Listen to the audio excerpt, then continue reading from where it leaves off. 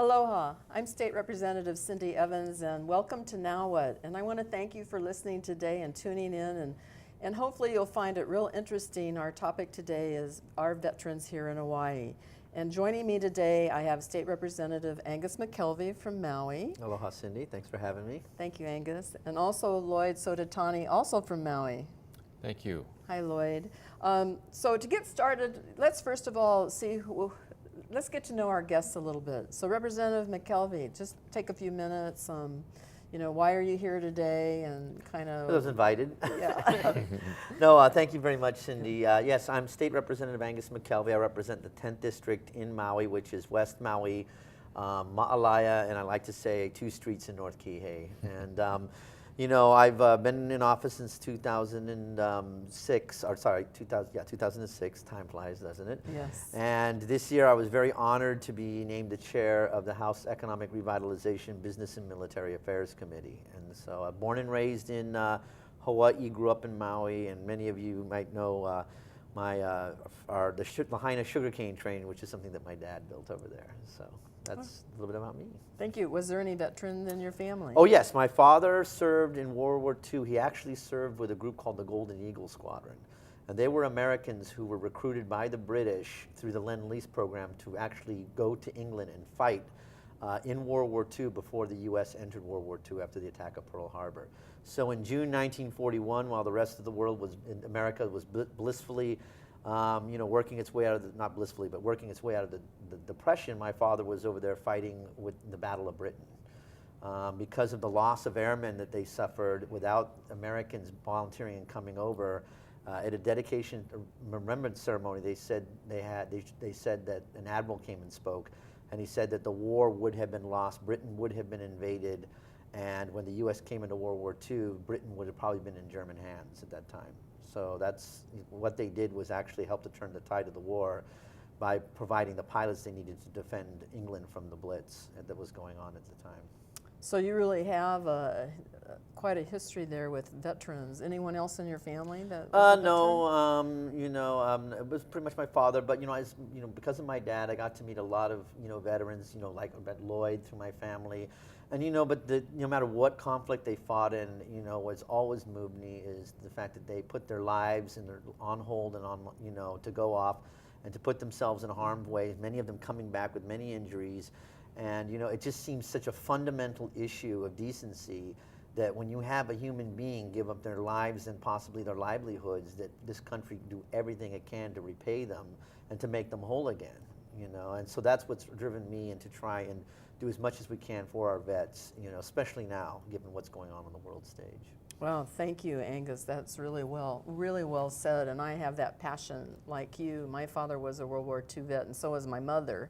My father was in the Air Force in Papua New Guinea, and my mom was stationed in Washington, D.C. in communication intelligence at the Pentagon. So it was really neat to grow up with my mom and dad, who were extremely active in the VFW and the Elks Club, which has, they support veterans, those 2 clubs do, and to grow up with veterans and, my whole life, and I was just very, like you, very touched by their commitment and their duty and dedication to our country and freedom. I mean, amazingly, and one of the things I found out with World War II vets especially is their sense of community service. It did not stop in the war effort. When they came home, they put their heart and soul into community service and truly believed in it.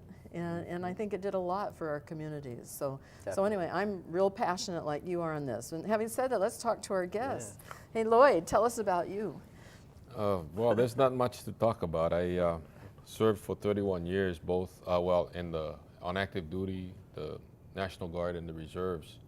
And I'm currently still affiliated with the Hawaii Army National Guard with their youth programs.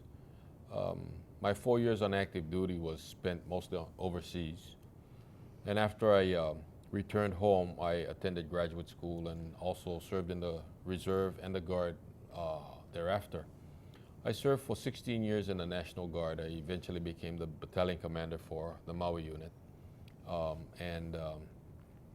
Shortly thereafter, I was relegated to a desk job up at Camp Smith. So I spent my last 9-10 years up at PACOM, up at Halawa Heights, Camp Smith. That was a very exciting period for me because I learned much about the strategic planning for military and something that was entirely different from doing tactical training at the brigade and battalion level. In addition to that, I was able to learn about all the different services, Army, Navy, Air Force, Marine Corps, and Coast Guard, working together jointly, as we call it. And it was a very exciting period for me. Because of that, I was able to also relate with other service members who were veterans as well, and realizing what their needs were too as veterans. Once I retired, I became heavily involved. I was always involved, I was always an advocate of veterans. And I guess that was recognized. I was recognized for that effort in 1999 as the Small Business Veteran Advocate of the Year for the state of Hawaii and also for Region 9. Wow. I appreciated that, but more so the fact that I was able to help veterans even today. I have that passion just like you do. My family has not always been a traditional military family, and I think that the fact that my dad had such a great influence on me in scouting caused me to want to remain in military profession. So that was what really caused me to be interested in the military. But serving my country for 31 years has been a pleasure, really. It was always an exciting period whenever I served on active duty or on weekends even, or when I was called by my unit to perform active duty for some reason. So basically that's what my military service is all about. Well, thank you for sharing that. And thank you also for 31 years. That's a lot. And I'm struck that you were kind of hooked by being in Scouts. Like, is that Boy Scouts or Yes. Eagle Scouts? I was an Eagle Scout when I was, by the time I was a freshman in high school, and Okay. so. Yeah, so that just shows you, the kind of leadership that comes out of those programs. Absolutely. Wow.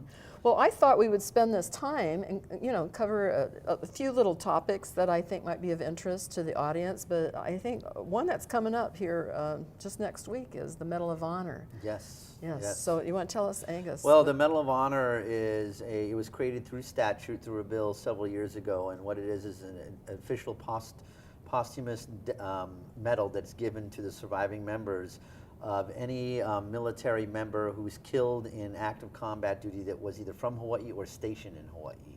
And what we do is we invite their families to come back here to the Capitol, where we have a joint session of the House and the Senate, along with dignitaries, where we award them the Medal of Honor, in remembrance of the sacrifice, the ultimate sacrifice that they made, and to also allow the living vets to pay tribute to them as well. I mean, excited we're having a bunch of Maui veterans come over to represent veteran organizations and show their support for the family. The military has always been very supportive in both the 21-gun salute and other protocol, and it's a very heavy, solemn occasion. It's where the headlines and the photos and the stories and the numbers take on a human face. When you look at a mother who, maybe that this person was the 100th casualty, but to look into a mother's eyes and see that it was their only son, and they're now forever gone out of their lives. I mean, that brings a whole new, kind of understanding of what's going on. And to me, it just reinforces the dedication that we as a people in the state have to have towards our veterans. Yeah. Really. Lloyd, do you have any thought on the Medal of Honor? Have you attended one? Not recently, but I certainly would advocate having programs like these, and also more recognition of veterans as the legislature has done, and we certainly appreciate that, and we're certainly grateful for all of those efforts made toward that means. Well, you know, what's interesting is Hawaii's really taken the lead. I think across the country, people look at us as a role model on this. One of our representatives, Representative Mark Takai, several years ago, had really took the leadership in trying to get this program started. And, you know, we always learn from one generation, from one war to the next. How can we do things a little bit better? How can we do things a little bit differently? And I personally think the Medal of Honor, it's a good thing that we've started, a good tradition that every year that anyone who was killed in action during the previous year, during an active war, that we bring the families to the state capitol. And it's very healing. It's very, it reminds us that we are in a war, because this war is not on our soil. It's fought somewhere else. So it's that reminder. And it's such a special event.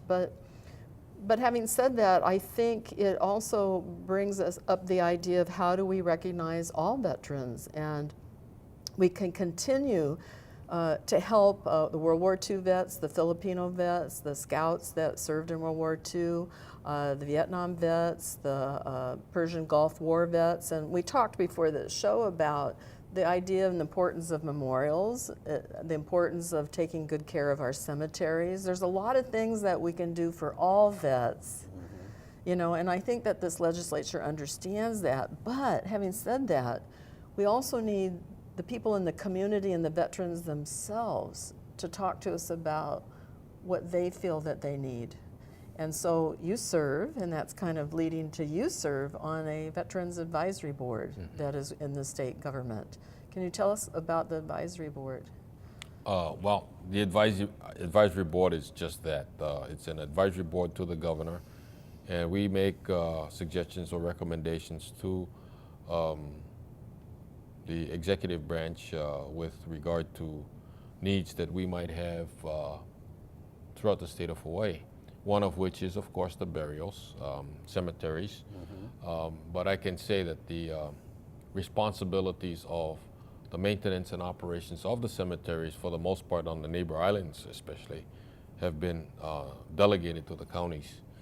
And they've done an excellent job, let me say this.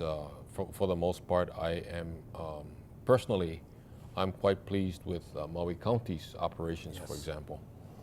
For the cemetery here on Oahu, I understand that they're having some problems and challenges, but I think those problems are being met with as much effort as possible to ensure that these problems are being addressed properly and that they'll be fixed soon. And I strongly believe that over the years that I've served as a member of the board, I have seen the progress in the corrections of the problem areas that they've encountered. So I cannot find any area of weakness or criticism that I can put my finger on with regard to this effort. And you know, cemeteries are going to be ongoing. Veterans are dying, and we need to ensure that these burials or columbariums are provided for their needs, for their families' needs, and to ensure that we can serve them properly.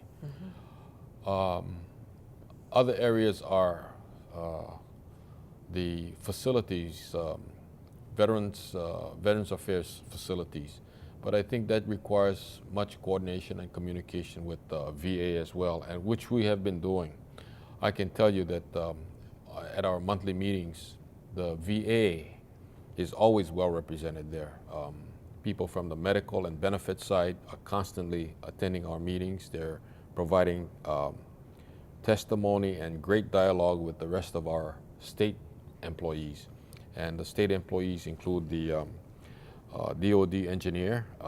We have Department of Labor representatives there at our meetings.